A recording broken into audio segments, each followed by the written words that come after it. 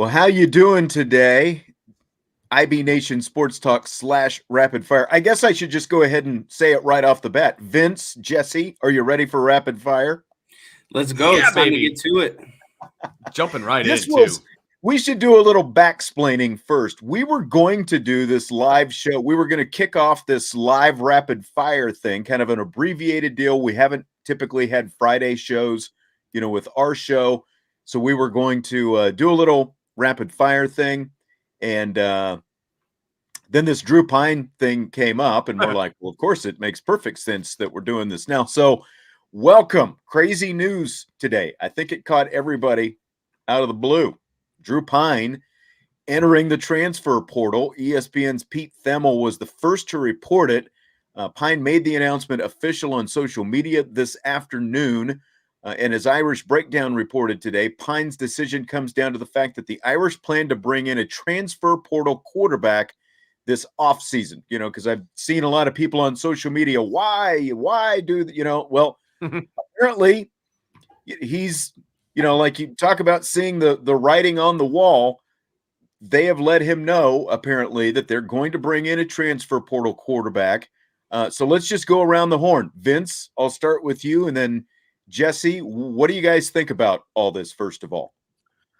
Well, it definitely caught me by surprise. And if you would have told me that Drew Pyne was going to transfer eventually, I probably would have agreed with you. I think I would have been shocked if he got out of here without a diploma, without a degree, because I think that's very important to him and his family. And this is his third year at Notre Dame, so I don't know his exact track. So he's either going to be done in December or he's going to be done in May. So we'll see what that looks like for him. I would be shocked if he didn't have his degree. But to do it before the bowl game, I think is the most shocking part of this entire thing for me, because now he's not going to play in the bowl game. And he was guaranteed to start in the bowl game, obviously.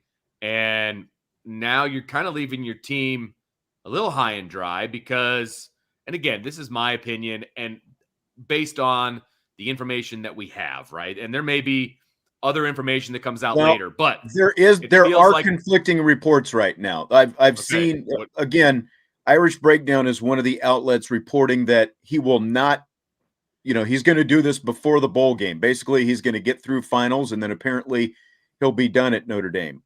And there are other outlets reporting the same thing, but I have seen at least one conflicting report of someone on the beat today. Should I name names or should I just, leave it at that? Yeah, why not? John Bryce has said that he's going to play in a game, but I've seen others between Driscoll, between Tom Lloyd, between Pete Sampson. I've seen all of them say that he is not going to play in the bowl game. So there are conflicting reports out there right now. And I don't, and again, I don't want to single out. That's why, I don't like to name names unless we're crediting, who reported it first. But what I'm saying is there are conflicting reports, but we do have at least more outlets reporting right now that he's not going to play in a bowl game than he is. Let's save the bowl game thing for here real quick, though. First, Vince, let's let Jesse kind of chime in just on his initial thoughts on Pyne's decision, and then we'll address the bowl thing specifically here in a minute. Yeah, so I agree kind of a lot with what Vince was saying. It caught me off guard considering that the season, in my opinion, isn't completely over. And this isn't a guy who is, getting NFL ready or anything like that, like Mayer and Foskey potentially. So to see him put his name in the transfer portal before the season has officially concluded as the starting quarterback, he took them to this 8-4 record. And as a starter, he was 8-2. So to me, the job wasn't quite finished yet. I was surprised. But on the flip side of the coin, I think that it's clearly a smart decision for Drew Pyne because he has proven that he is a starter and that he can be a starter. He was 8-2. And I think once you get that taste as a starter and that a team, the school that you're going to is actively looking in the transfer portal, they're bringing in different quarterbacks. Tyler Buckner is going to be healthy again, and he did beat him out at the beginning of the year. It just doesn't bode well for someone like Drew Pyne. So I understand the decision because I think he can be a starter elsewhere, and he's got the taste of what it means to be a starter. And of course, he's going to have good talent and more talent at Notre Dame potentially for where he goes. So the 8-2 is, I don't know if that'll carry with him, but it just comes down to, it's clear that he wants to be a starter and he's got 3 years left. So why not stop him? Yeah, and I guess the biggest thing, this does not come as a surprise. If they're bringing in a grad transfer quarterback, it should come as no surprise at all, because you already have Minchie coming in. You've got Tyler Buckner, who started off the season as the starting quarterback, and apparently the coaching staff has told Drew Pyne, if you stay, you're going to compete for the job, and here's going to be the competition.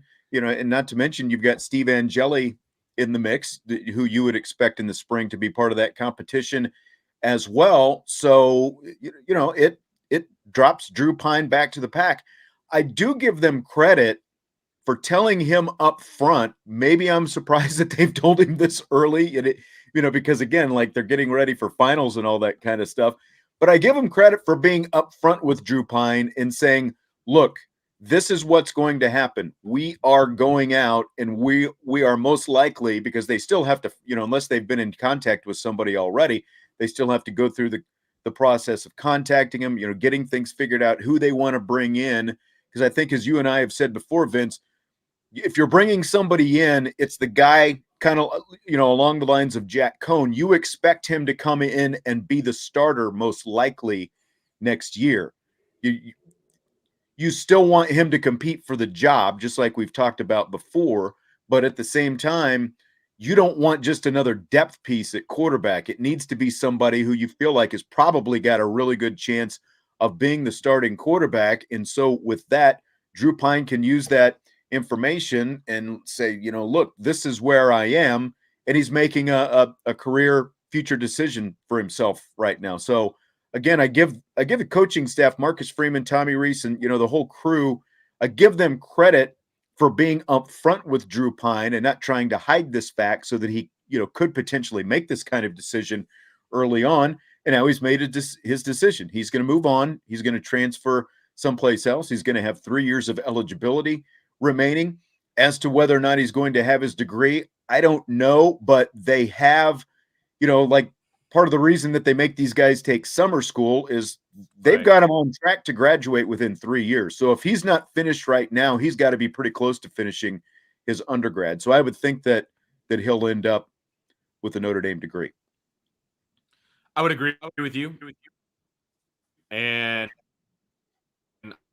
I would assume that Vince, if you can hear me, why don't you log out and then log back in? Go ahead and log out, log back in. Jesse, I'll let you jump in with some of your initial thoughts. Vince is in a motel room in Indianapolis. We had a pretty good idea he was going to have some technical issues at some point. We didn't know that they'd happen this early. Jess, any more thoughts you've got right now first? Yeah, I mean, like what you were getting into, I respect the upfrontness and the honesty by the Notre Dame coaching staff, because I had a lot of resentment for what Jim Harbaugh did with Michigan and their quarterbacks this last year with J.J. McCarthy and Cade McNamara. And it felt like Harbaugh intentionally held McNamara hostage and made it seem like there was a quarterback competition. The season starts, and then, J.J. McCarthy goes straight to being starter, and now McNamara has to wait an entire season before he can go anywhere. And I think that's an important aspect. And I think that, it really frustrated me seeing, Michigan do that with their quarterbacks last year. So Notre Dame being upfront with Pyne, I think, is a very, very complimentary thing. And it shows that, they have the best intentions for these guys. It's not about just winning games. Right. Vince, you're back. No, yeah, we'll see how long that lasts. So I'm sure that the coaching staff had no idea that he would just say, peace out, like, I'm leaving. True. I think that had to have come as a shock to them. But at the same time, from what I understand, they're having transfers on campus for visits, like, starting now. So it would be fairly obvious if they're recruiting a quarterback to come and be part of the room. So right. I'm just using this as an example, but if Drew Pyne is, walking to the Goog and there's Brennan Armstrong walking in, it's like, whoa, what's going on here? Again, I'm not saying he's on campus. I'm just using that as an example because he just entered the portal yesterday. Yeah. That's exactly right. And so, he was going to find out. And so I do appreciate the staff being upfront with him. I think that's great. And, he was going to find out anyway. I don't think anybody thought that he would just pack his bags and leave. I think that's probably shocking to everyone. Right. So let's get to the part about the potential that he is leaving now prior to the bowl game. And again, there are some conflicting reports on this out there. But as John says, Pyne should have waited until after the bowl to announce he was entering the transfer portal. And, again, the initial reports are that he's not going to play in the bowl. So, Jess, I'll start with you on this one. And then to Vince, what do you think about his timing and the fact that with one game to play still in this season, yes, the regular season is over, but that Drew Pyne is going to be done and potentially not play in the game. Again, conflicting reports, but more people reporting right now that he won't play than he will play. Yeah, I think this is the point or the part of it that's really the kicker because of a little bit what we were getting into just a couple minutes ago. It's a full body of work. He's still considered the starter and the season's not over. You worked for this entirety of the season to get into a bowl game. I know it's not a national, the playoffs or a New Year's Six bowl game, and I don't know if that potentially has anything to do with it. But it's still a bowl game, and it's still going to be, it's going to be one of the top in non-playoff New Year's Six type bowl games, not just a complete dud. It's not like they're a 6-6 team going against another 6-6 team. They're going to probably play a tier 1 SEC school and play a solid opponent. So to see him not finish out the season, knowing the competitor that he is potentially is a little bit frustrating. And maybe there's more to it. Maybe I saw someone in the chat say potentially that he was told he wasn't going to be the starter. I don't think that that's true. I don't think that they just benched him and said Buckner's starting or whoever it might be. I don't necessarily believe this in that. has more to do with the fact that they're bringing in a transfer than anything. Right. Yeah, and so exactly. It's a little disheartening because of I like I said, I know he's a competitor, and there's other guys on the team, right? It's a full team aspect, and you're taking away a guy who was 8-2 as a starter and been your leader offensively the entire season. So mainly disappointed in that. Vince? Yeah, I mean, I don't have any firsthand knowledge. There's no reason that he wouldn't have started the bowl game. Zero. And I know that Tyler Buchner was out practicing yesterday. We do know that. But he still is just coming off of surgery. He wasn't going to start. Buckner's also been practicing. Like they went off full practices, but he's been practicing. But he's been leading up to this as well. Right. And I mean, we talked about a couple of weeks ago the possibility. It's been less than a couple of weeks ago. The possibility. I asked Marcus Freeman if Buchner could play in a bowl, not start in a bowl, but play in a bowl. And he said that it all depends on his health, but that if he has got if he wants to do it and he's got medical clearance, that there's no reason not to play him in a bowl game. And I wanted him to play in the bowl game if he was cleared. Yes. I wanted him to play. Now, I also said if people want to go back and listen to the video, we also said, all of us, that Drew Pyne gets the start. He's been the starter. He needs to be a starter. And there's no reason for me to believe that wasn't going to be the case. There's no way the coaching staff said, hey, by the way, we're going to go for a portal quarterback and you're not starting the bowl game. There's no way that happened. I'm sorry. There's just no way. So he left because they're going for a portal quarterback, and he wasn't guaranteed to start as the starter next year. That's why he left. I'm a little bit, and I agree. I completely agree with that. I have to think, and I believe that it is more because they informed him of what their plans are. They're going to bring in a portal quarterback than it is Tyler Buchner is just all of a sudden going to start when he's only, again, they haven't even seen him at full strength yet. They don't even know, completely what his strength is right now, if he's going to be able to go. We're still talking about December 2nd as we're sitting here talking. So there's a lot of time to go. We don't even know what the bowl game is until Sunday. I'm a little torn on Drew Pyne. At the one hand, I completely, agree with what Jesse's talking about. There is still a game to go in this season. And now he's decided he's going to pull himself off the team, apparently, and he's just going to leave his team high and dry. The same Notre Dame team that he has professed his love for and he would do anything for. And, he made his announcement on social media today. I have bought into everything Drew Pyne has been about to this point, but now I guess a couple things that I have to weigh. One, I understand a business decision, because just like guys who potentially, decide they're going to opt out of a bowl game, why risk yourself when it's a bowl game? Why risk your pro future? Drew Pyne doesn't have to worry about his pro future, but he does risk injury potentially for the next team he's going to go play for, when he's going to have to go in and practice for this spring, since he's going to leave right now. Like, you go back, remember Andrew Luck, when he decided to retire a few years ago, that happened in training camp. I believe it was still August when that happened. And Andrew Luck just decided, look, my body, I can't go through this anymore. He had gone through, multiple injuries and multiple seasons. He's battling all these injuries. And he so before the season started, Andrew Luck made that decision. Before a real game had been played, Andrew Luck had made that decision. I do think that's different than what Drew Pyne is doing right now, because even though you finished your regular season, you're still gearing up for a bowl game. Your team is still going out there. So again, I'm a little bit torn on this, on exactly where I do stand, because this is a 100% healthy guy. He is still with Notre Dame right now, and regardless of, Notre Dame might not have him necessarily in their plans next year, but he's still on the team right now, or at least he was still on the team. And so it doesn't completely sit right with me. Again, even though I understand, like these guys opting out for NFL purposes and stuff like this, this doesn't completely sit right with me, pulling yourself out when your team still has another game to go. And that's the biggest thing for me as well. And somebody in the chat, Michael, I'll pull this up. He says, "No, that's not the one." And I keep bringing it up because that's what happens when you have terrible hotel internet. But Greg says, "Sean, with all due respect, who left who? Notre Dame told them they were moving on. No, they didn't. They did not say that they were moving on. They said they were going to bring in somebody else to compete, and he could compete for the job. That's what's."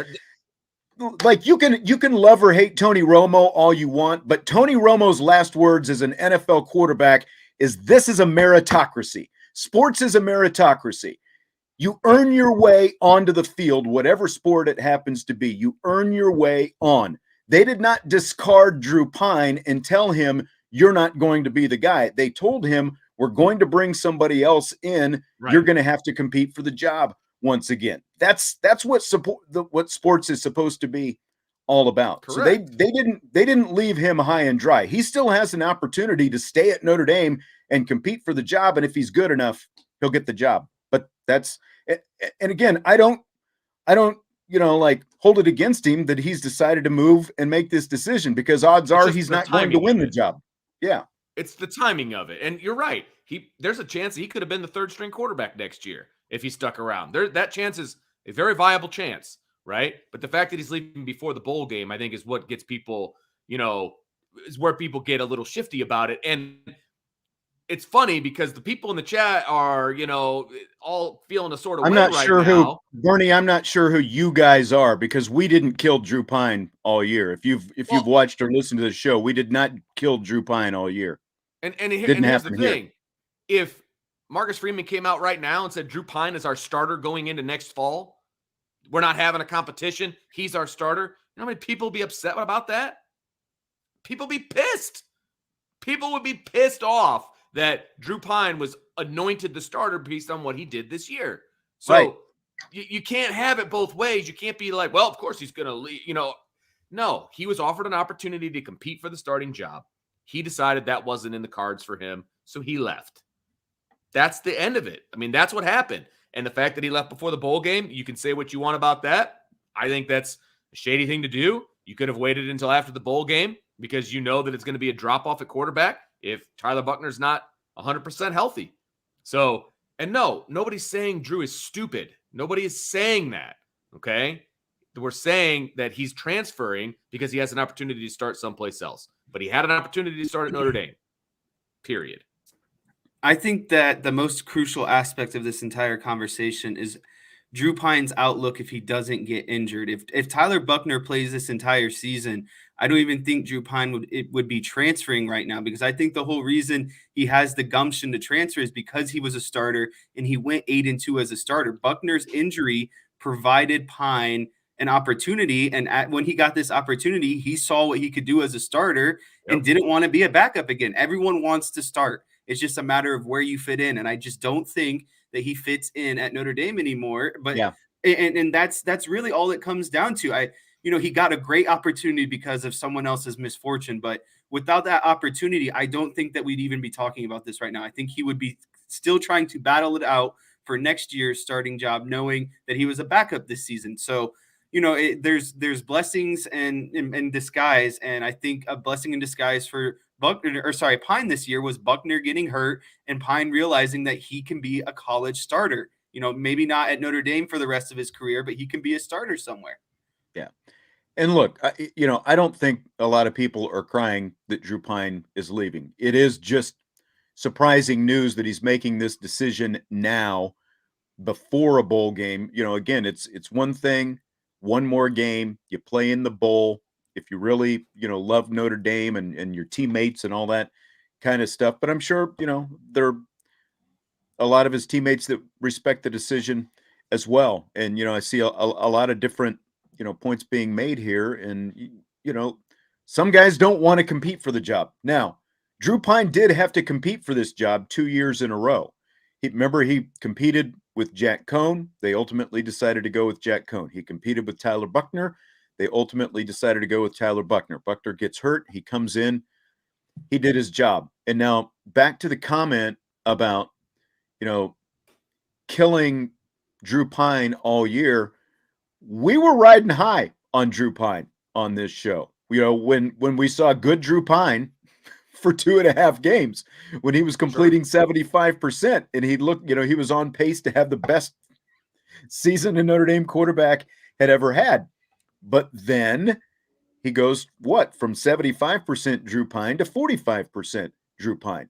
Now, are you going to tell me that if your Ian Book got killed when he was completing 60% of his passes? Are you going to tell me that there's no room for critical, constructive criticism for a quarterback who's completing 45% of his passes and not seeing open receivers and forcing the ball to Mike or Mayo? That's all fair stuff. I think any critique, any criticism we had of Drew Pyne was all completely fair. Got something, Jess? If not, I'll say something. No, go ahead. No, I think we were 100% fair to Drew Pyne. I said that, he played better than I thought he was going to play at certain times, and he played worse than I thought he would play at certain times. And in the USC game, 90% of the time he played really, really well. And the fumbled turnover was a bad move. That you can't just pin one play that they lost the game, but that was the turning point. I mean, that was the turning point in the game for me, because that was a 14-point swing, right? And so my issue with this whole thing, let's say Notre Dame plays in the Gator Bowl. That's on December 30th, okay? December 31st comes out. Drew Pyne says he's transferring. Hey, peace be with you, dude. Like, I get it. That's fine. You do your job, play for your team, all that. You got 3 years of eligibility left. You're probably not going to be the starter at Notre Dame next year, if we're all being honest, right? Even though he's going to give them an opportunity to compete. I have no problem with that, okay? My problem is that he's leaving before the season's over. Right. That's my problem, okay? And again, maybe there's more information out there that we don't have, but the way it looks right now is that he is abandoning his team. That's the way it looks to me. And I agree with that sentiment to an extent, but as I was saying before, there's part of me also understands, well, if he's not going to be here and he's going to go someplace for the spring, again, just like the NFL guys, why risk injury in one more game? But again, it's like, I thought he grew up loving. Well, and he's talking about how his teammates are his brothers and all that. I mean, it just, I don't know. It feels like he's talking out of both sides of his mouth to me. That's what it feels like. And it's not like he's opting out to go to the NFL. Okay. I mean, it just, and everybody's saying that he needs to opt out now so that he can find a team and all that.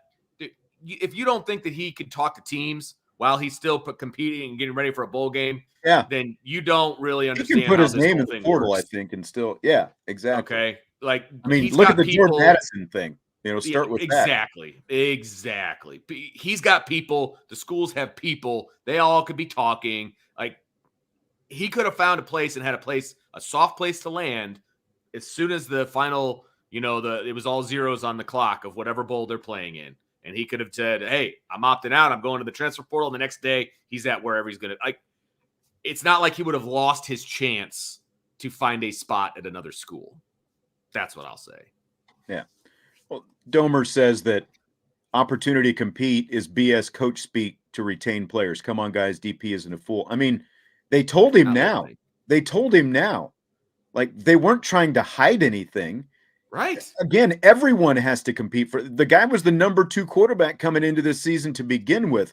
Would you just hand the job to Drew Pyne, even if you weren't bringing in another quarterback, via the transfer portal? Would you just hand it to Tyler Buchner? No, I realize some people would, because you saw 2 games of Tyler Buchner and you've decided to make your entire decision about who and what Tyler Buchner is because of those 2 games when the offensive line wasn't playing nearly as well as it was when Drew Pyne was in there. Look, again, Drew Pyne did a nice job, but there was still a lot of room for growth in what, just like we talked about. He locked in on Michael Mayer in that USC game on the intermediate route when right behind Michael Mayer was Deion Colsey running downfield uncovered. So he rolls to his right and he ends up throwing an interception. So you can talk about pass efficiency and all that. Those numbers are what they are. He completed the passes that he completed. He had a very efficient season, but those numbers also don't take into account receivers not thrown to, like on that Colsey play. And there were plenty of others of those when he was locked in on Michael Mayer all season long, when he either chose not to throw to an open receiver or didn't see an open receiver, So there's a lot more to it than just those numbers. And he was again, efficient at what he decided to do. Right. At the end of the day, it's Drew's decision. And yeah, that's fine. And he has to live with that. Notre Dame has to live with that. It's fine. But the honesty of the situation is, like, I saw somebody say Connecticut because he's a Connecticut native. Group of 5 is probably where he should be if he really wants to be a high find a level where he can actually, be a higher level quarterback. If he's with a group of 5 team, I think he can really thrive at that level. Yep. Could not agree more. And that's probably where he should have been coming out of high school, if we're all being completely honest with ourselves. Okay. Yeah. And that's where he's probably going to end up. And that's great. He's going to have an opportunity to start for 3 years someplace. Awesome. I have no problem with Drew Pyne leaving. Bernie wants to die on this hill. I mean, what about the 45% against Stanford or these other games? Like, how about you're going to base everything on one game? I don't know. Well, you can base it on the USC game. That's fine. Number one, USC decided that to win the game, they could run the ball, and they did. And last time I checked, Caleb Williams had 3 rushing touchdowns. And then Drew Pyne turned the ball over in the red zone going into score. And then USC takes the ball and goes right the other way. So, yes, he played well, but he did not play great because those 2 turnovers were devastating. Yeah. All right, so what do you got? So with Drew Pyne leaving, and apparently will be leaving before the bowl game, that means it's either Tyler Buchner and or Steve Angeli. So on a scale of 1 to 10, Jess, you haven't said anything in a while. Jess, scale of 1 to 10, what's your confidence in that duo?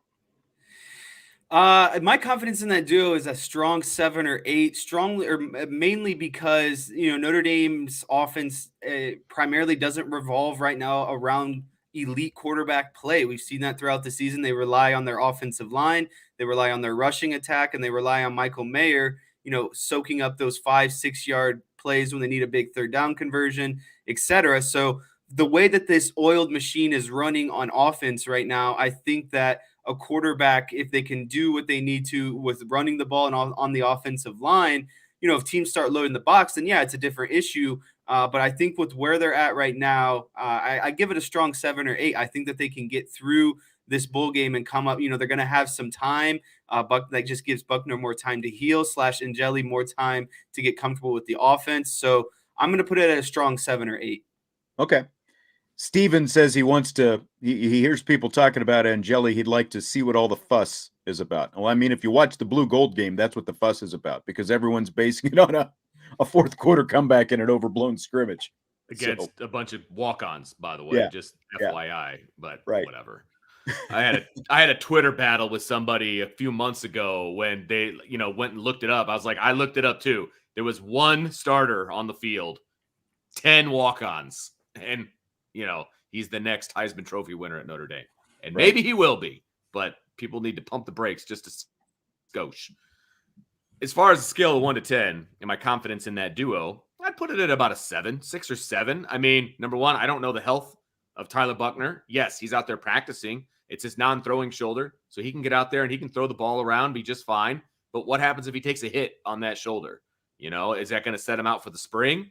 Is that going to completely ruin him? Because I think everybody can agree and everybody thinks that he's injury prone at this point. So, do I really put him out there if he's not 100% healthy? And then you've got Steve Angeli. And Steve Angeli, regardless of what everybody says, is a complete unknown at the college level. A complete unknown for all of us. Not just the people in the chat, not just fans, not just us. He is a complete unknown. Okay? He's a true freshman who has thrown a combined 0 passes at the college level. Okay? So we don't know. I'm going to hope that he can run a scaled back version of an offense and be okay. So, Tyler Buchner, Steve Angeli, I put it at a 7. Do we have a Justin Fisher fan in this room right now? Irish blooded says Fisher he's before a Paulus. guy, if I'm not mistaken. Yeah. So, yeah. Justin Fisher, of course, former Mishawaka option quarterback who is now a fullback / tight end with the Notre Dame team as a, he said Mishawaka fan as a preferred walk-on. I put it at a solid 6.5, 7. I think I'm maybe a little bit lower. Let me say this. Let's go back to what we talked about. Once that offensive line came together, and even before that, we said that Tyler Buchner should have been running the same offense Drew Pyne was running, but he was not given that opportunity. They were running something completely different for Tyler Buchner. So again, people are making a lot of judgments about Tyler Buchner based on the fact that, one, the offensive line and the running game in those first 2 games was not even close to what it ended up being. That all came to, it took some time, but that all came together. They were relying on him to run a lot, which is ultimately how he ended up getting hurt. And 3, again, just the way they were running the offense, the kind of, throws he was asked to make, the whole thing, they weren't doing any of that. And we both felt like, and I think Jesse was in this mix as well, that if they were doing the same things with Tyler Buchner and just have that mobility of his kind of be a bonus, we saw Drew Pyne run every now and then, that Tyler Buchner probably could have been more successful with the same offense that Drew Pyne was running. So I'll even bump mine up a little bit, 7, 7.5, I think, because I don't think, again, we didn't get to see the full Tyler Buchner. And with the offensive line right now that they have, with the running game that they have right now, I think he can be, I think we can see some different things out of him potentially. Steve Angeli, I still don't know. And it's not a knock on Steve Angeli, but we really didn't even get to see in training camp that many live plays that the guy was running, just a handful here and there. And just like with the blue gold game, it was against, like 3rd team guys and some walk-ons and those kind of things. So Steve Angeli has not really been tested as a true freshman this year. So there's really not a whole lot to go on other than a late comeback in the blue gold game, and as Vince said, with a bunch of 3rd stringers and walk-ons out there on the field. We haven't seen him do it against the varsity guys. Yeah, just an unknown. And maybe he's great. And I have a feeling we're going to get an opportunity to see him. Now, is it going to be the best Angeli that we've ever seen? No, he's got an opportunity to get better. He's a true freshman, right? So that's the other thing that people have to caution themselves on. If he goes out there and he doesn't perform to the level that everybody thinks he can perform at, you can't throw the baby out with the bathwater either. Like, you can't just give up. Oh, God, here we go. The You had to pull Buckner that can't pass crowd. Right. Because right, again, right. now, did we get to see every play they were running during training camp? No. But the live plays we got to see, Tyler Buckner was head and shoulders, in our opinion, and I realize opinions may vary, but Tyler Buckner was well ahead of Drew Pyne in all the live plays we got to see. Vince? My favorite. Buckner was 2 quarters away from being benched. He was losing every game. He lost to Ohio State, and granted, nobody played well in the Marshall game. Right. So, he wasn't about to be benched, number one. Did Tyler Buckner give up the 96-yard touchdown drive at the end of Marshall? Was that on him too? Like, gosh. Just hilarious. It's just, the biggest thing is these coaches see these guys pass every single day. If Tyler Buckner wasn't a passer, he wouldn't be the starting quarterback coming out of training camp to start the season. That I don't understand how people who don't get to see these guys practice every day want to make the strong declaration that someone else can't pass when the coaches made the decision on who the better quarterback is. There's a reason. They don't just pick those things for no reason. Yeah. Exactly. I'm sorry. There's a super chat in here that I need to drop in here. Please real do. quick. I have no idea what those letters are, but he says for those That's suggesting really cute. It's really cute. Okay. Really cute. For those suggesting Pyne could get injured and lose out on playing for another team, he could just as easily get injured with his next team and never play for them again as well. I mean, that's true, but if he gets hurt before he goes to that team, that affects his ability to go in for spring practice with that new team and, be able to compete for a job wherever he happens to go. So, yeah, I mean, I get what you're saying. I mean, it's football. Everyone can be injured on any given play, but he's protecting his future, which again, to an extent, I understand. It's just, I'm going to be very interested to see if Tyler Buckner goes out and wins a bowl game and, let's say he throws for 275, 300, rushes for a touchdown, throws what for are people 2. going to be saying then? Yeah. Right. Because we don't need a transfer. Yeah. It's just interesting because Buckner played against the number 5 team in the country, his first game as a starter. As a starter, too. This is his first time ever being a starter. He plays against a number 5 Ohio State team, and then obviously goes on against Marshall. But like we said, on the road against Ohio State. It's just very controversial because quarterbacks often get blamed for wins and losses and the performance of the rest of the team because they're the most critical, position and they have the most effect on the game. But the fact of the matter is the whole offensive line and offense stunk against Marshall. It wasn't a Tyler Buckner problem. It was an entire offensive problem. Do you remember Ian Book's first career start? You remember when Brandon Wimbush got hurt and they went to North Carolina, played an awful North Carolina team.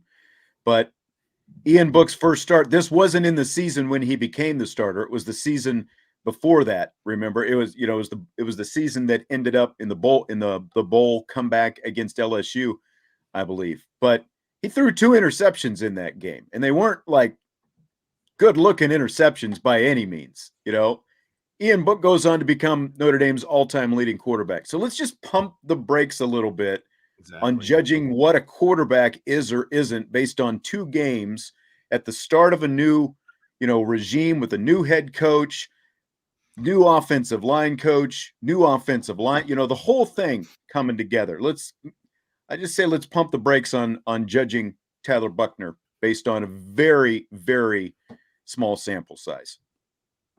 It'd be like, Albert Pujols gets called up and goes 0 for 15, and with 10 strikeouts, to start his career. Well, this guy's going to be nothing. And then of course he goes on, and hits, all the home runs. So it's, there's, I don't know. And again, football is a team sport.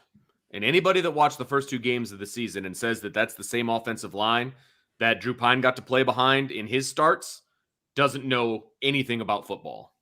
So he was fighting for his life back there those first 2 games. Mickey wants to know, Vince, he's asking you specifically, who would you play, Angeli or Paulus? Yeah, that's not even close. That would be Steve Angeli for considering Paulus is many reasons. Somebody earlier said that Paulus has a gun for an arm. I don't know what film you've watched. That is not true. And it may go fast, but it doesn't go where it's supposed to. So I'm sure that he's gotten better since he was in high school, but I saw a lot of his high school games. Yep, we saw the kid a lot in high school. Yep. He's not a thrower of the football. I mean, he's just a big, strong kid who has the name of a guy who's it's a pretty good quarterback at Notre Dame. And no, I'm sorry. And Angeli has been the number 2 all season, and Paulus has been the scout team guy since then. Again, there's a reason for that, because those guys, the coaches, actually see him in practice. Go ahead with this one. I'm going to star another one that we Alberto, new name for the quarterback room. Peanut, Buckner, Angeli. Who's the Peanut? Buckner, Angeli. I don't know who the Peanut is in that.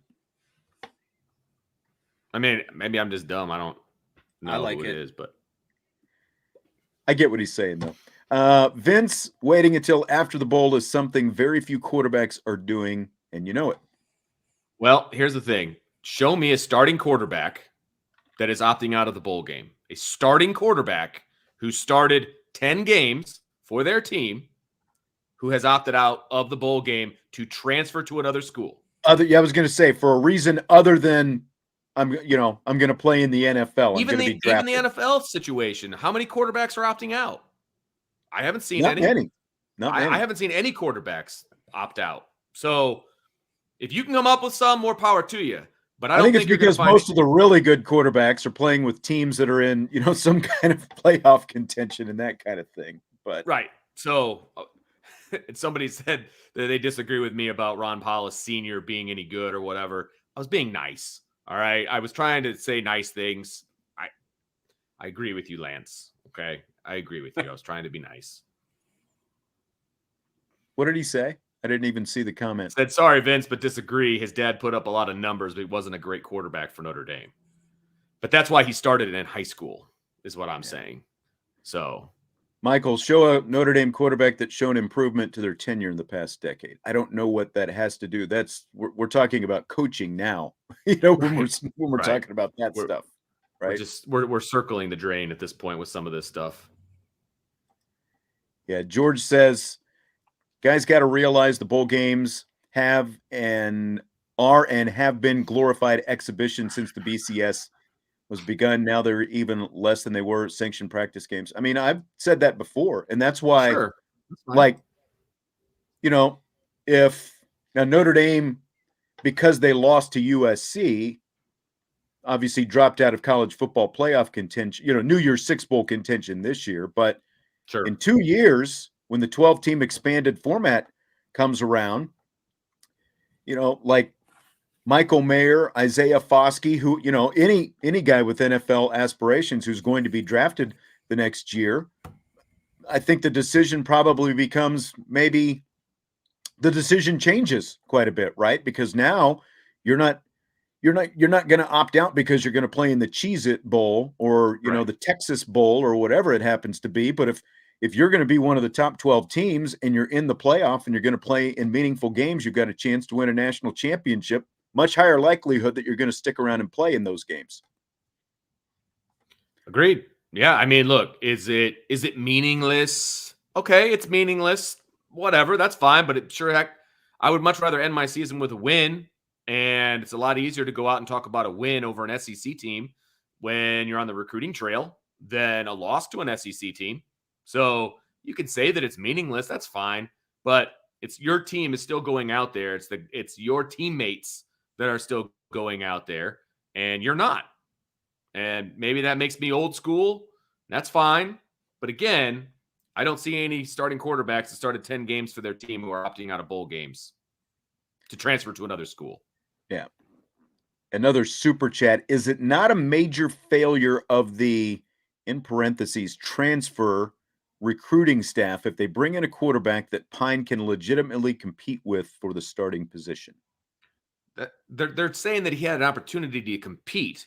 You could put me and Michael Jordan on the floor at the same time, and we were competing against each other. That doesn't mean I have a prayer of winning, okay? So when they're bringing in another quarterback, they're not bringing in somebody that is an even, trade-off with Drew Pyne. That's not but they're saying he can go compete. But we all know competing doesn't necessarily mean competing. Okay. Right.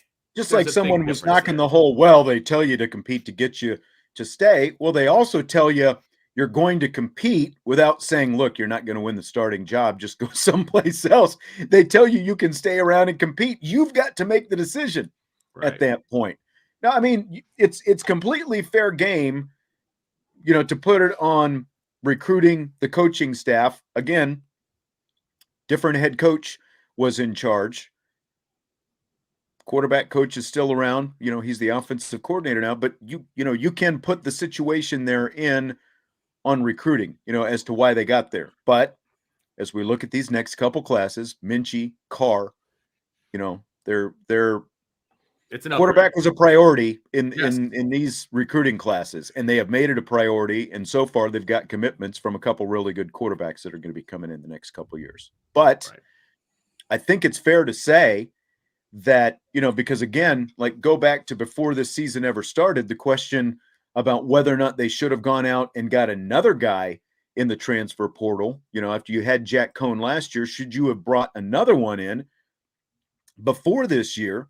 My argument was, to a large extent, they kind of thought Tyler Buchner was going to be the guy, or at least it seemed like Brian Kelly thought Tyler Buchner was going to be the guy. And again, you look at who recruited him, he's still here. So my argument was at some point, you're going to have to start a guy who didn't have a whole lot of playing experience, who had not been a Sure. starter before, so that you might as well bite the bullet, because I think that they thought, kind of like what we ultimately saw with Drew Pyne, that there might be some growing pains along the way with Tyler Buchner, but whatever they got out of this season, at least they would have a season of real experience under Tyler Buchner's belt, and they could move forward with there, and you'd have a much more experienced quarterback going into next season. That obviously Right. didn't happen. And as we've talked about before with JT Daniels, a guy who wanted to come to Notre Dame, but what did they tell him, Vince? They said you're going to have to compete for the job. Exactly. He And he's said like, no. nope, He went I'm out. someplace else. Right. Yes.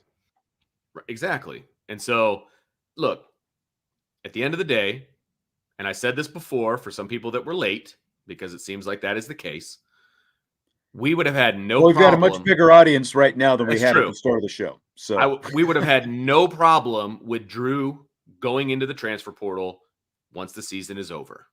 Zero problem. Okay. It's the timing of it for me, right? To be honest with you, I think going into the transfer portal is the right decision for Drew Pyne. I think it's the right decision on December 31st, right? Not on December 2nd. Again, that's my opinion. Okay. And again, maybe there's extenuating circumstances that I'm unaware of, but at the moment, it looks like he's bailing on his teammates. That's me. That's how I feel. That's how Vince feels. Okay. I still think him transferring is the right decision, because I think at the end of the day, depending on who they bring in, he's probably going to end up being the third string quarterback. yeah, And he has transferring is the right decision. It's the Yes. timing of the transfer. Correct. Do you agree with that, Jesse? Yeah, I just think again that Drew Pyne got a taste of that he can be a starter. He's proven that he can be a starter at an elite program. He went 8-2 as a starter. There's no reason to believe that he can't transfer and go somewhere else and play. The kid just wants to be a starter. He's probably going to finish out his Notre Dame degree. He got to check off a big thing off his bucket list, and that's get a degree from Notre Dame. And he got to start for a season, as the starting quarterback. So I just think that taste in his mouth is ultimately what's leading him to transfer. He knows that he's a starter caliber quarterback, and he doesn't want to sit behind other guys. He just wants to play football, and there's nothing wrong with that. It's Nope. just, again, for me, the timing, the end of the season is here. I know the bowl game doesn't mean much, and he could get hurt, but it's still, it's still his team, and it's still another game on the schedule. Right. Matt says everyone's going to see how horrible Tyler Buchner is. Can't read coverages a little bit above average runner. Jess, I'd like and I realize it's been a while since we've seen Tyler Buchner. My own personal take, again, when you look at, maybe Drew Pyne, and he definitely did. Drew Pyne did a better job of protecting the football, not throwing interceptions, than I thought we were going to see. Like, especially if you go back to the end of that Marshall game with the panic interception that he threw, which was almost, basically identical to a couple interceptions we saw him throw in training camp and also going back to the blue gold game.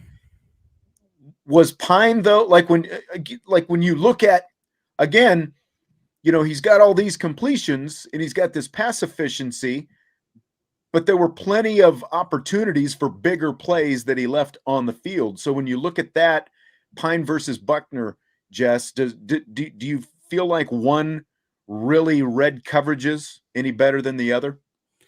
I mean, it's much harder to say because we got a very small sample size with Tyler Buckner, and Yeah. the game plan against Ohio State was to really limit how much he was throwing. I truly believe, and then you get into Marshall, and that's really where you saw his performance of being not great as a passer, but again, it's his second start as a career, in his career as a quarterback after coming off a big game against Ohio State. So I just think that we didn't get enough sample size to really judge on who's better, who did better at this or what. But I do, that's the got to be Buckner's biggest knock on his game is, can he consistently throw the ball? Can he consistently read defenses?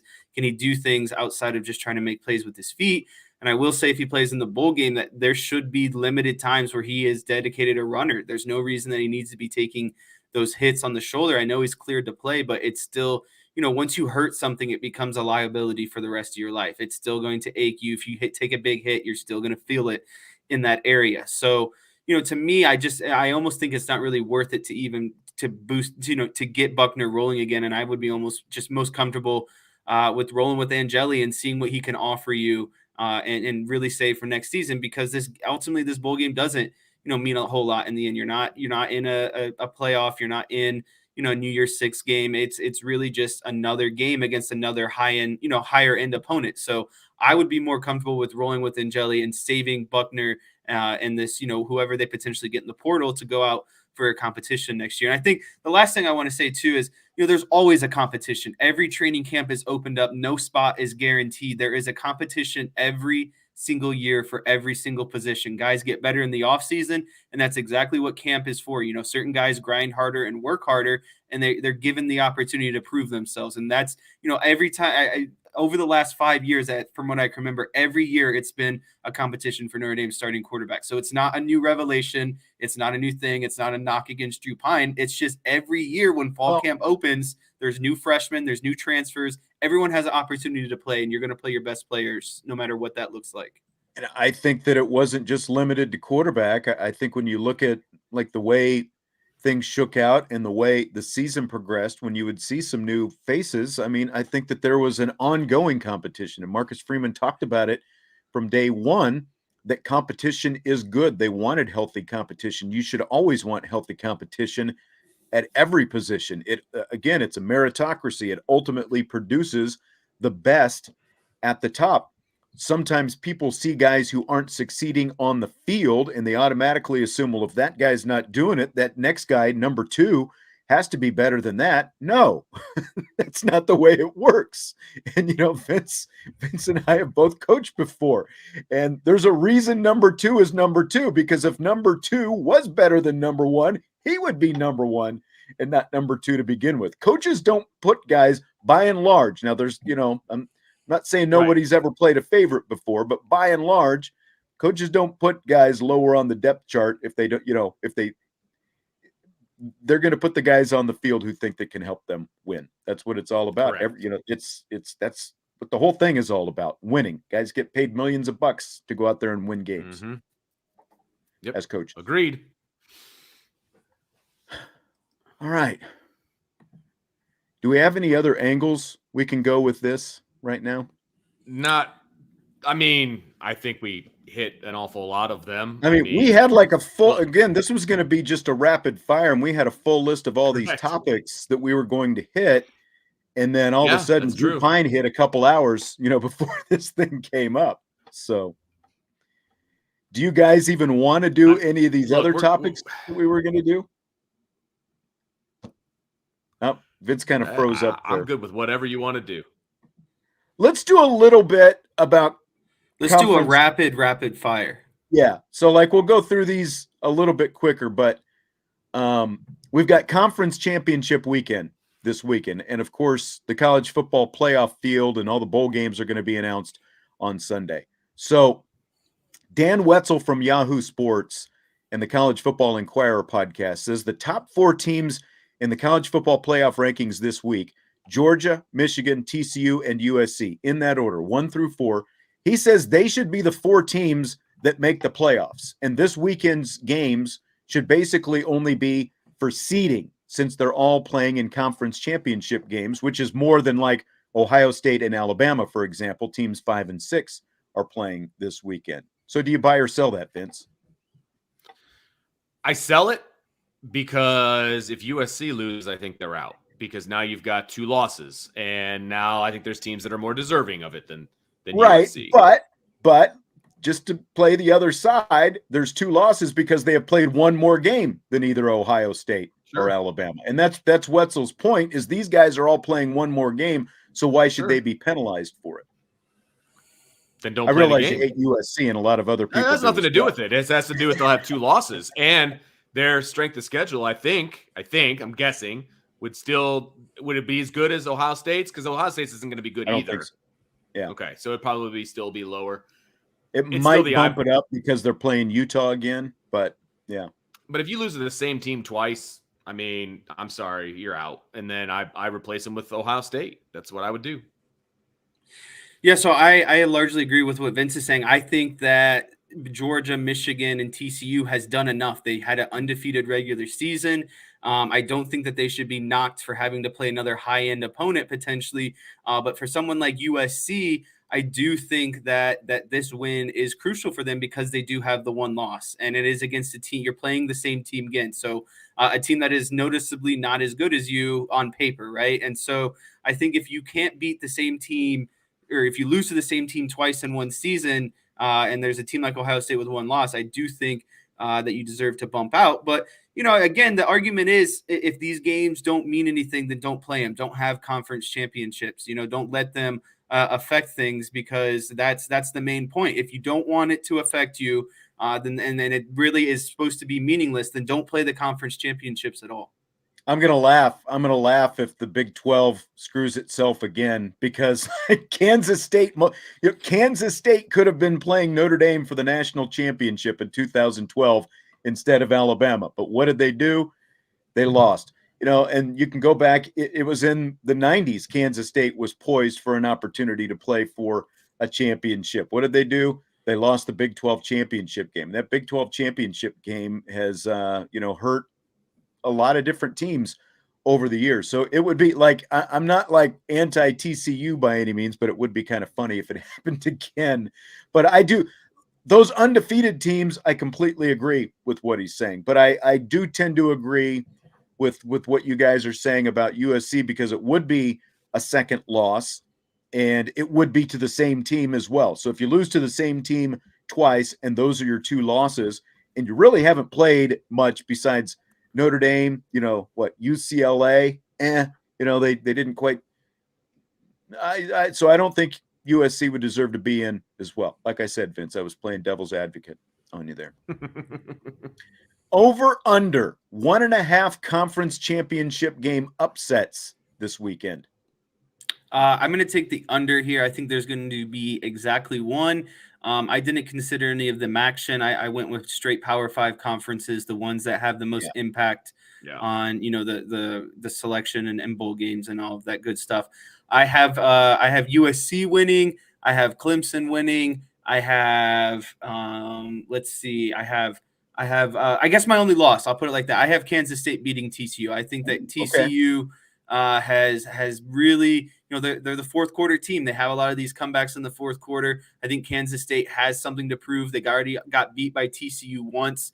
I think they're going to do it. It's hard to beat the same team twice in one season, especially when you're considering 2 of the best teams in the given conference. So I think Kansas State gets it done this weekend, and that's my 1 upset. Ooh, interesting. Well, I'm going to stay 1 as well, so I'll say the under, but my upset's in the ACC. I think North Carolina has a shot at knocking off Clemson because of the matchups, okay? I think Clemson's secondary is not great, and I think that is the strength of North Carolina's offense. I think Drake May is going to have a bit of a coming out party in the ACC title game. You just got to pray, if you're a North Carolina fan, that your defense holds up against a not very potent Clemson offense. I think Clemson's ripe for the picking on this one. So I think North Carolina is going to get it done. Yeah, I can't go against TCU, even though that one, Kansas State was up early in that game, and I actually bet that in the middle of the game when Kansas State was still up on TCU to win and made a nice little penny on that. People just keep, and myself included, because TCU has played these games, they're teetering. It's like you're going to lose at some point. All they've done is keep running the table. So I'm not going to pick against TCU.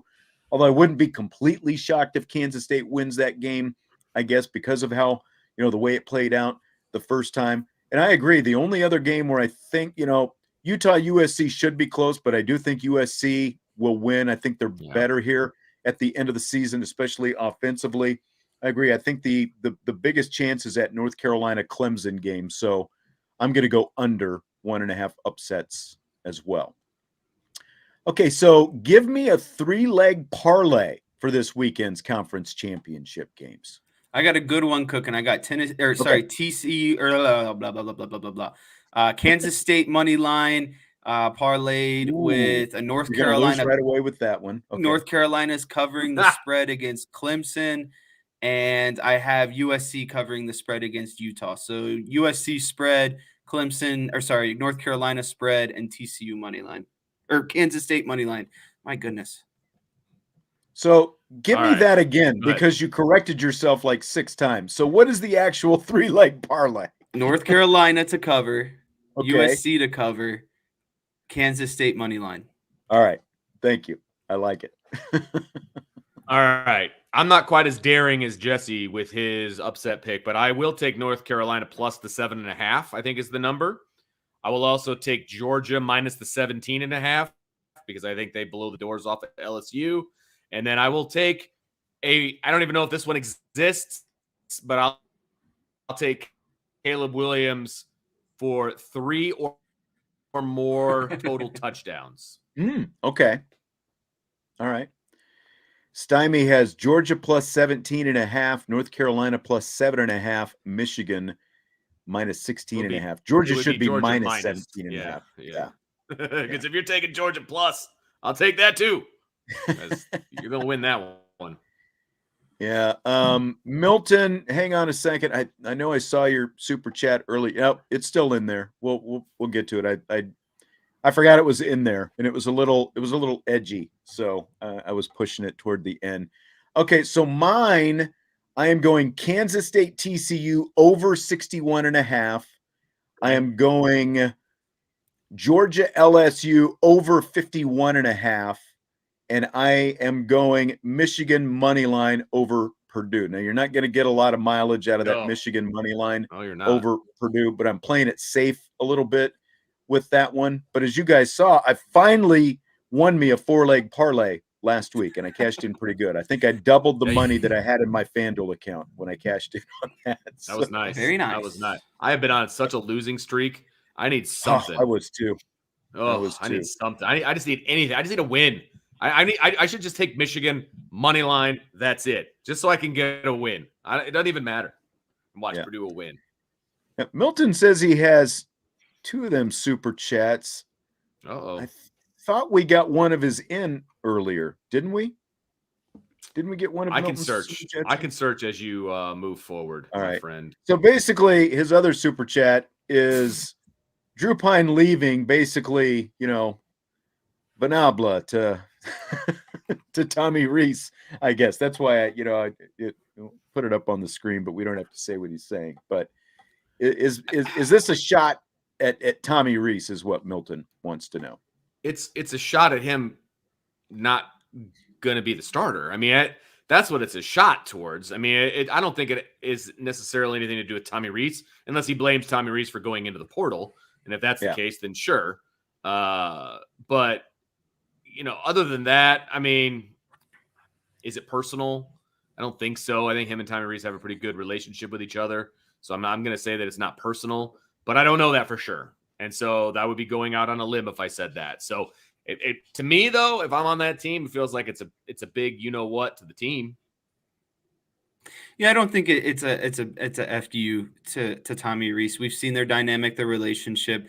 Tommy Rees has said that Drew Pyne ultimately reminds him a lot of himself when he was at Notre Dame, and I think that that's a very good, comparison on Tommy's part. But again, it just comes down to a guy loves to play ball and he wants to continue to play ball. He doesn't want to be a backup. He's got the taste that he can play ball. He just wants to continue to play ball as long as he can. That I think Drew Pyne's a very smart and realistic guy. I think he knows that the NFL probably isn't in his cards. And so how can he maximize his time as a quarterback and playing football? That's going to a different school and getting his shot elsewhere. And there's nothing wrong with that. I think he wants to play, and he's got 3 years to play rather than sit on the bench. That's a big piece too. He's got his degree, and he's got 3 years left now to go play somewhere else. Exactly. 3 years to go play someplace. Why not? Why not take advantage of that? He's had an opportunity to live his quote unquote dream. He got to be the Notre Dame starting quarterback this season, and he got a taste of what comes with that, both the good and the bad. And if you can walk out of here with a degree, go play someplace else. I think that's what it's all about. And again, with the coaching staff being up front with him the way they do, I think that that's good that they were up front and let him know early. So this lets him get his name in the portal early. And there are a lot of guys who are already going in the portal. I saw that McNamara has already decided on going to Iowa next year from Michigan. So that was a quick decision. Their offense just went from god awful to semi. Yeah. Yeah. But they'll have that quarterback. How about a little hoops? Double fill in the blanks. If the Notre Dame men's basketball team's upset of Michigan State Wednesday was blank, the women's upset loss to Maryland Thursday night was blank. Take it away, Vince. Okay. The first one is shocking.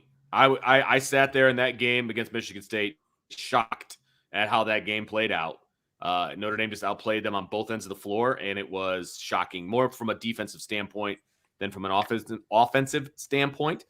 And then I watched the women's game as well, and that was disappointing. It was back and forth the entire game. It was a well-played game on both sides. I was hoping the Notre Dame was going to pull it off, so it was disappointing for me. I really thought that they were going to pull that one off. And girl just made a good shot at the end of the game to win it for them. Literally at the buzzer, no time left when that thing went through the cylinder. And so it's disappointing. I was hoping that Notre Dame would still be undefeated. Can I ask you this, Vince, since you watched? Yeah. Did one of the officials in that women's game, was it noticeable on TV that she really wanted to be part of the show? No, I guess I wasn't watching that closely, so I don't. Okay. I kind of had it on as I was watching dinner, kind of a situation. So, and I'm not blaming her for anything. That wouldn't surprise me. She was very, All right, Jess. So I'm going to try here. I'm not good with the double fill in the blanks. Notre Dame's men's basketball team upset of Michigan State Wednesday was minor. The women's upset lost Thursday night was major. I say that it was minor because Michigan State has a couple guys out. Notre Dame plays well at home. That's even when they've been, a decently, teams that aren't necessarily as good, right, as some of the other teams that they've had over the last decade or so. So I thought that they would beat Michigan State. I didn't think that they would blow the doors off of Michigan State. So I would say that it's a little bit minor. I bet on them to beat. I bet on an IU Notre Dame parlay that night. I won a little bit of cash on that. So I'm not just, making stuff up. I had some money on the back of that. But yeah, I didn't think that they would essentially blow out Michigan State like that. I didn't think that Ryan would go unconscious in the first half and go 5 of 5 from 3 at one point. That's a big aspect of the game. So to me, the women's upset is major because I think that they are a better team than Maryland. It's on their home court. I think that there might have been a little, Bahama hangover potentially. There's other things that, it's hard to get back into the swing of things after being, in the Bahamas. You come back and you play a very solid ranked team. I just think that they weren't all there yet. If they played Maryland again in 2 weeks, I think it would be a completely different game. Yeah, I mean, it was interesting. Maryland had two athletes, Seller and Edwards is the one that ended up making the game-winning shot there at the end. She ended up with 31 points, but they were athletically just different. They were, both fairly tall. They could, they were versatile. They could do some different things. They could slash a little bit, play inside, and and outside. They kept the ball in their hands most of the night, and they took their little Italian point guard and stuck her on the bench. It's like, you're the least athletic one out here. You're going to stay on the bench. You're not going to kill us in this game. And ultimately, their best player made the play at the end of the game. Now, Notre Dame, two of their best players in that game last night against Maryland, made some great plays as well. Citron and Miles. Sonia had another great game last night. Miles was, in and out of a little bit of foul trouble, but that inbound play that, that tied up the score from Miles to Citron was great. Tied it up at 72. They just couldn't quite, come up with enough defense at the other end. Two ranked teams, though, it's like that's the first ranked team Notre Dame has played this season. It went down to the wire. There were 10 ties and I think 15 lead changes or something like that. So, I mean, it was a great game. Now problem is you got UConn coming in Sunday, so it's going to get even tougher. So, really curious to see how that ends up. And and then as for the men, I was like Vince, I was completely shocked because, again, it's like they've been playing so close with these nobodies here up front, all these close games at the start of the season. They get beaten by St. Bonaventure. So, of course, what do? They go out and they beat a ranked team, Michigan State. And I know, like Jesse said, Michigan State was out without some guys, but Notre Dame is still without Marcus Hammond as well.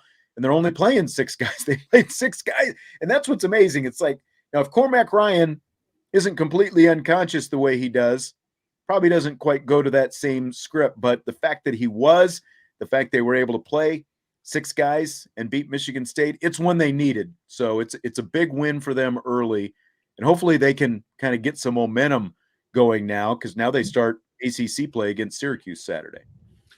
Well, and Cormac Ryan obviously scored the bulk of the points. He was absolutely, unconscious from the 3-point line, all of that.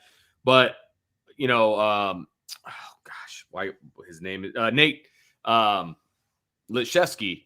He scored 9. So, normally he averages almost 20 a game. So it's almost as they kind of flip-flop points. Right. So like I said, it wasn't even mostly the offensive side of things. They played some lockdown defense. And that is not the calling card at Notre Dame these days. At least it hasn't been the last few years. So that was, I mean, when they went up 20 in the first half, I texted my father-in-law, who's a Michigan State fan. He was at the game. I was at the game. And I said, hey, you guys are probably going to come back in the second half. It's going to be kind of an opposite half situation. And Notre Dame played them even in the second half, which was shocking to me. And a lot of that was because of the defense.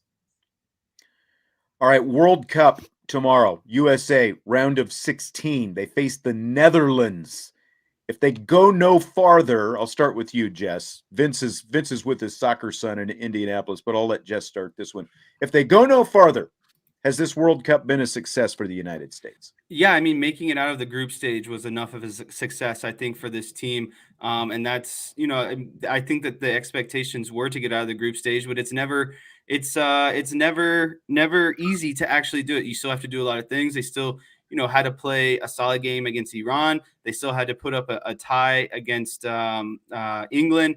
And then obviously the game against Wales, they let slip away. That was also a tie. So I think if they make it past this round, it exceeds all expectations. But I think that they've already done that now. I think this is a big step for them after not making it 4 years ago. And I'm just saying that I'm going to be up early tomorrow, getting to a bar early, and going to start at 7 a.m.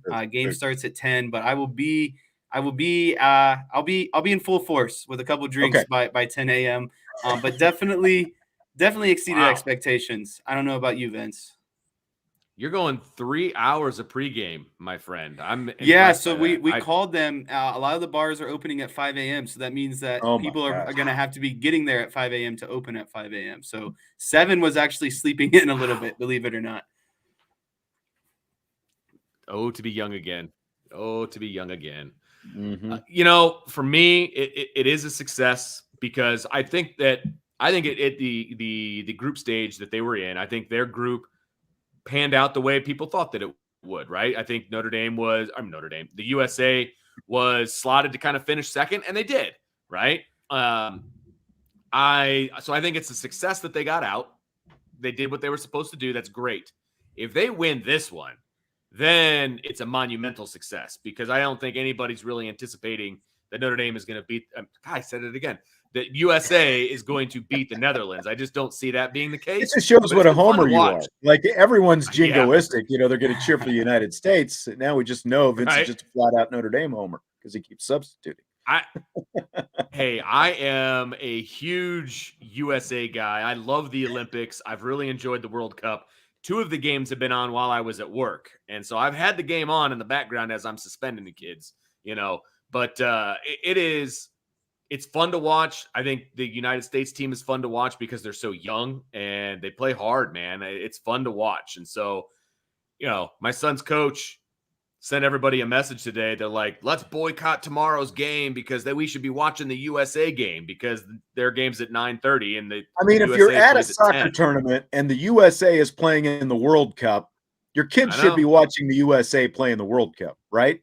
I don't disagree. I realize with you, there's only so much time in the weekend, but yeah. I paid good money to be here, Sean, I'm not boycotting any games. I'm saying they should reschedule the tournament around the World Cup is what I'm saying. Agreed. That yeah. I agree. Like, they missed the World Cup last time and there was all the uproar, and now they've got this, pretty young upcoming team right now. So to be where they are right now, I think that, if they go no farther, you can call this a success. And then the next World Cup 4 years from now, I believe it's in North America, right? Like, yeah, I believe that's accurate. Yeah. So, so that's like these younger guys, they'll be veterans by then. Like, that's kind of what you're building toward, I think. Sure. So you get to this point, I think you've got to be pretty happy. I don't expect them to be happy, but you'd come out of it again, I think, feeling pretty happy. So I think you can call it a success just where it is right now. Milton Fan, super chat. It's time, Vince. Now, I don't know exactly what this means in this context because he didn't say that, like, unless he came in and we were already starting up rapid fire, and that's what he was talking about. Maybe. I don't know. James with a super chat. Just want to say I love the show. I love that you added Jesse. He rationalizes everything out very well. Everyone, Vince has always been my favorite. Vince has a fan, a super fan with a super chat. There's one. Real quick before we wrap up, Deion Sanders. He's supposed to announce this weekend where he's going to be. Is he going to be at Colorado, Cincinnati, South Florida, or stay at Jackson State? Real quick. Colorado. I think Colorado has the biggest opportunity for him to make the biggest waves because they're terrible at the game of football. It is a Power 5, even though Cincinnati is headed to a Power 5 eventually. Mm-hmm. I still think Colorado is the best fit because I think he can do some damage in the Pac-12. It's not a great conference, in my opinion, contrary to what other people think. I think so, too. Like, yeah, they've won a national championship at Colorado before. Now, granted, it's been a long time, but I think that it's been a long time at Notre Dame, too. So, well, that's true. Only a couple years, Colorado only won it a couple years after Notre Dame did, for that matter. So, it's a very good point. I'm saying. And I will also say I am disappointed he's not going to Auburn. I was hoping for some prime in the SEC. He would have been ruffling feathers like crazy, and I was here for it. So I've heard, again, like listening like to Dan Wetzel's podcast, the one he does with Pat Forty and those guys. They've talked about the fact that Deion is you're not just hiring a coach, you're hiring a celebrity. And Deion basically is going to do things the way Deion Sanders wants to do it. So maybe that's not a fit with what they're looking for down there at Auburn right now and some other places. I think you can get away with that at Colorado or Cincinnati or South Florida, though, because I don't think that they would mind having a celebrity coach who's going to give them a higher profile, especially Colorado in the Pac-12. And I agree. I think Colorado is a perfect fit for him because I think that when Colorado has won before, they have gone out to the West Coast and they have recruited the skill position players and gotten really good players from out there in the West Coast. And that was when they were in the Big 8/Big 12. And now that they're in the Pac-12, I think that he could go out there and really make some inroads with recruiting. So I think that he could do a lot for them. Well, guys, we we were originally planning on going, 30, 45 minutes, and we went nearly 80 minutes tonight. So, Well, my son got a good Yep. nap in over here while we were going, so it's good. Look at this. That's Look good at this. for him. I'll show it. He's just curled up right over here. So there you go. Jess, Vince keeps trying to tell us that he is in some kind of pit there in whatever this motel he is. It sure looks a lot better in the background than what we had in Omaha, though. I've stayed. Yes, that is the worst hotel I think I've ever stayed at. I'm gonna send you a video. It's deceiving. I wish we would have had video from that place. But all right, guys. Well, this was our first Friday show, and again, we were planning on doing this before the Drew Pyne news. The Drew Pyne news dropped, and here we are. So thanks to everybody for stopping by tonight, and we'll be back next Friday. I don't know if we'll have breaking news going into the show like today, but we'll have something for you. Seriously. Hit that like button if you would when you're on your way out tonight on the YouTube channel, and of course, rate, review, and subscribe on your podcast channels. Have a great weekend. We will be back on Monday with IB Nation Sports Talk.